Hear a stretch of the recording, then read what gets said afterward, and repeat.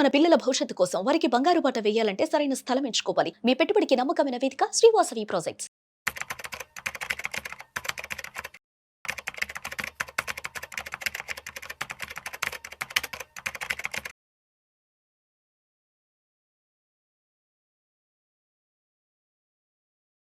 Suman TV ప్రేక్షకులకు నమస్కారం. ఈరోజు మన ఎపిసోడ్ ఏమిటంటే, నేను గత కొంతకాలంగా ట్రేడింగ్ వద్దు, సేవింగ్స్ వద్దు, ఓన్లీ ఇన్వెస్ట్మెంట్ అని ప్రమోట్ చేస్తున్నాను. ట్రేడింగ్ ఎందుకు వద్దంటున్నాను, సేవింగ్స్ ఎందుకు వద్దంటున్నానంటే, ట్రేడింగ్లో ఏమిటంటే మనకి అది కాంట్రాక్ట్స్, అంటే ట్రేడింగ్ కూడా మనకి సెబీ అండర్లోనే ఉంటుంది, సెబీ రెగ్యులేటెడే. కానీ ట్రేడింగ్ ఏమిటంటే కాంట్రాక్ట్స్, హై నాలెడ్జ్ కావాలి. అలాగే సేవింగ్స్లో ఏంటంటే వడ్డీ రేట్లు తగ్గిస్తూ ఉండటం వల్ల ఇంకా తగ్గటం వల్ల మీకు ధరల పెరుగుదలని అందుకోలేరు, కాబట్టి సేవింగ్స్ వద్దంటున్నాం. ఈ ట్రేడింగ్ వద్దు అనటానికి మనం ఒక 2 ఎగ్జాంపుల్స్ చూద్దాం. అసలు ప్రపంచ మార్కెట్స్కి పెద్దన్న అమెరికన్ మార్కెట్స్లో biggest correction, stock market correction ఎప్పుడు వచ్చిందంటే 1929లో 75% కరెక్షన్ వచ్చేసింది. అంటే 75% స్టాక్ మార్కెట్ కుప్పకూలింది. ఆ టైంలో ఒక ఇద్దరు విభిన్న వ్యక్తుల గురించి మనం చూద్దాం. నేను ఈ టాపిక్ మోర్గన్ గారి నుంచి తీసుకున్నాను, ఆయన బుక్ నుంచి.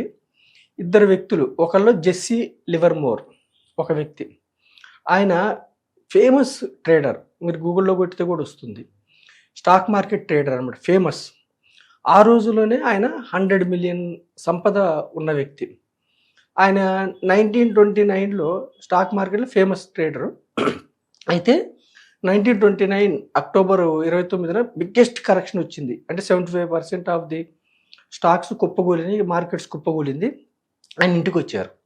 ఇంటికి వచ్చినప్పుడు వాళ్ళ మిస్సెస్, వాళ్ళ పిల్లలు, వాళ్ళ అమ్మగారు అంతా ఈ 75% మార్కెట్ కుప్పకూలింది కాబట్టి ఈయన ట్రేడింగ్లో ఉన్నారు. అంటే పెరుగుతుంది అన్నప్పుడు లాంగ్, పడుతుందంటే షార్ట్ తీసుకుంటారు. అంటే స్టాక్ మార్కెట్ పెరుగుతుందన్న వాళ్ళు లాంగ్ తీసుకుంటారు, వాళ్ళకి లాభం వస్తుంది. తగ్గుతుందంటే షార్ట్. నేను ట్రేడింగ్లో ఉన్నారు కాబట్టి 70% కుప్పకూలింది కాబట్టి డబ్బంతా పోయింది అన్నట్టుగా వాళ్ళ భార్య, పిల్లలు, వాళ్ళ అమ్మగారు అంతా ఆందోళనతో ఆయన వైపు చూస్తున్నారు. అప్పుడే ఫస్ట్ టైము ప్రపంచ స్టాక్ మార్కెట్స్లో black Monday, black Tuesday, black Wednesday అని ఇంతకుముందు ఎప్పుడు లేదు. ఫస్ట్ టైము ఆ కరెక్షన్ వల్ల వచ్చినాయి అన్నమాట పేర్లు. అయితే ఆయన తీసిన తర్వాత వాళ్ళ ఆందోళన గమనించి ఆయన నవ్వుతూ ఉన్నారు. నవ్వుతూ ఉంటే, ఏమైంది మన డబ్బులు పోలేదా మొత్తం అని వాళ్ళు అడిగితే, ఆయన నేను షార్ట్ తీసుకున్నాను, సో నేను ఐఎమ్ సేఫ్, పైగా richest person in American country, ఈ యొక్క స్టాక్ మార్కెట్ కరెక్షన్ వల్ల అయ్యాను అని ఆయన వెరీ హ్యాపీ. అంటే ఆయన ముందే కరెక్షన్ ఎక్స్పెక్ట్ చేశారు, షార్ట్ కొట్టారు. అమ్మేసినప్పుడు షార్ట్ కొట్టినప్పుడు ఏమైందంటే మిక్కిలి డబ్బు మల్టిప్లై అయ్యి ఆయనకి డబ్బు వచ్చింది. రెండో వ్యక్తి ఇతను సేఫ్ ఆ కరెక్షన్ వల్ల. రెండవ వ్యక్తి అబ్రహాం జర్మన్స్కి. ఇతను ఆ రోజుల్లోనే 1920sలోనే అమెరికన్లో బిగ్గెస్ట్ రియల్ ఎస్టేట్ ద్వారా మిక్కిలి ధనం సంపాదించిన వ్యక్తి. ఇతను కూడా స్టాక్ మార్కెట్లో బెట్టింగ్స్, అంటే ఇన్వెస్ట్మెంట్ కాకుండా వీళ్ళు ట్రేడింగ్ చేసేవాళ్ళు, బెట్టింగ్ పెట్టాడు. ఈయన జెస్సీ గారేమో షార్ట్ కొట్టారు కదా, ఈయనేమో అప్పుడు మార్కెట్స్ బుల్లో ఉన్నాయని ఈయన లాంగ్ తీసుకున్నారు.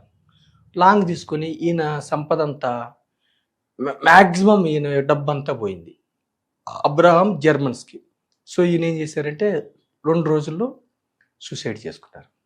అంటే స్టాక్ మార్కెట్ కరెక్షను ఒక వ్యక్తికి మిక్కిలి లాభం వచ్చింది, ఇద్దరు పెద్ద ధనవంతులు, ఇంకొక వ్యక్తి డబ్బు పోయింది, ఇతను సూసైడ్ చేసుకున్నాడు. అప్పుడే 1929లో ఎంతోమంది ట్రేడింగ్ చేసిన వాళ్ళు స్టాక్ మార్కెట్లో సూసైడ్ చేసుకున్నారు. సో ఇతను జర్మన్స్కి సూసైడ్ చేసుకున్నారు, అయిపోయింది. సరే, జెస్సీ లివర్మోర్ ఏమయ్యాడు, షార్ట్ కొట్టిన తర్వాత ఇంకా ప్రపంచవ్యాప్తంగా స్టాక్ మార్కెట్లో ధనవంతుడయ్యాడు. ధనవంతుడైన తర్వాత ఇతనికి ఓవర్ కాన్ఫిడెన్స్ వచ్చింది.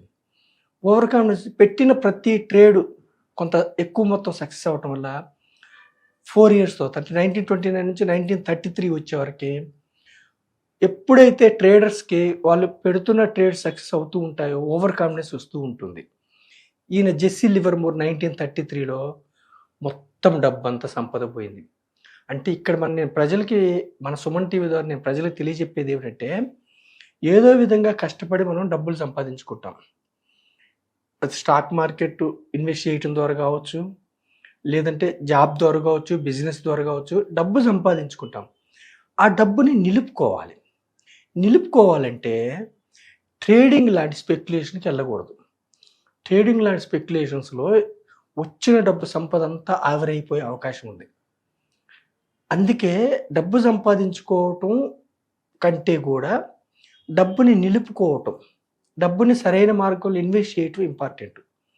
నేను ప్రజలకి అప్పుడేమైంది, జెస్సీ లివర్మోర్ కూడా 1933లో ట్రేడింగ్ ద్వారా డబ్బులు పోగొట్టుకున్నారు.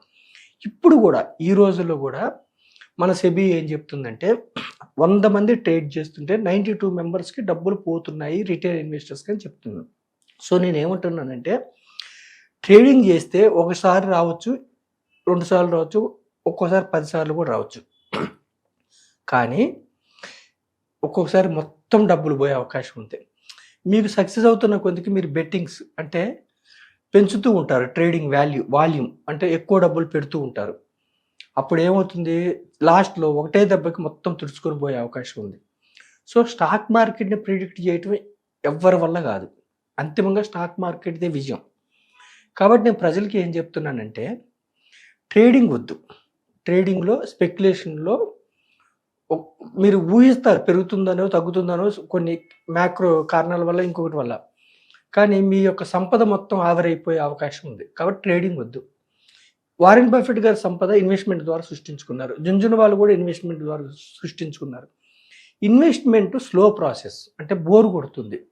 వెంటనే రాత్రికి రోజులకి డబ్బులు రావు. కానీ ఇన్వెస్ట్మెంట్లో ఏమిటంటే, మీకు ట్రేడింగ్లో అయినట్లుగా మొత్తం సంపద ఒక్కరోజు 2 రోజులు పోయే అవకాశం లేదు.